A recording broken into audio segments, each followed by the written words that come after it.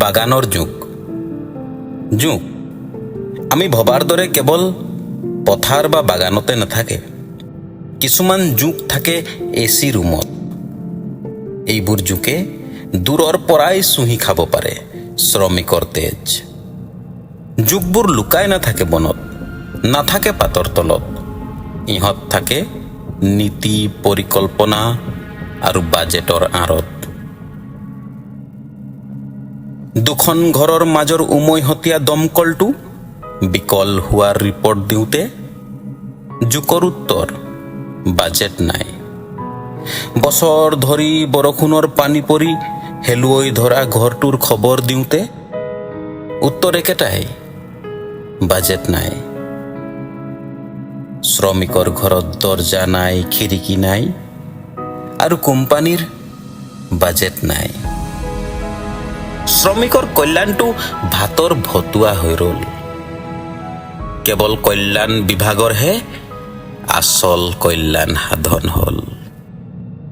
একবিংশ শতিকাটো ক্ৰীড়াৰ বিকাশ, অনাময় ব্যৱস্থা, ভাল শিক্ষানুষ্ঠান কিবা হ'ল? পুথিভঁৰাল পৰ্যন্ত স্থাপন নহ'ল। উত্তৰ একেটাই, বাজেট নাই। বাজেট আছে, পিছে সেই বাজেটবোৰ জোকবোৰৰ পেটত যায়। কোম্পানীৰ পৰা লোন উলিয়াই দিয়াৰ সুবিধাতে দুটামান বাম জোকে এটোপাল তেজ খায়। অৱসৰৰ সময়ত জীৱনজোৰা কষ্ট সঞ্চিত ধন মোকলাই দিয়াৰ নামত এজাক জোকে উদৰ পুৰায়। আৰু আছে কেইটামান বগা বগা জোক।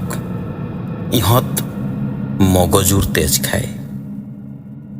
দিনটো হাড় ভঙা পৰিশ্ৰমৰ অন্তত কঁকাল বিষৰ দৰৱ আনিবলৈ যাওঁতে জোকৰ প্ৰশ্ন, এতিয়াহে পালি আহিবলৈ সময়?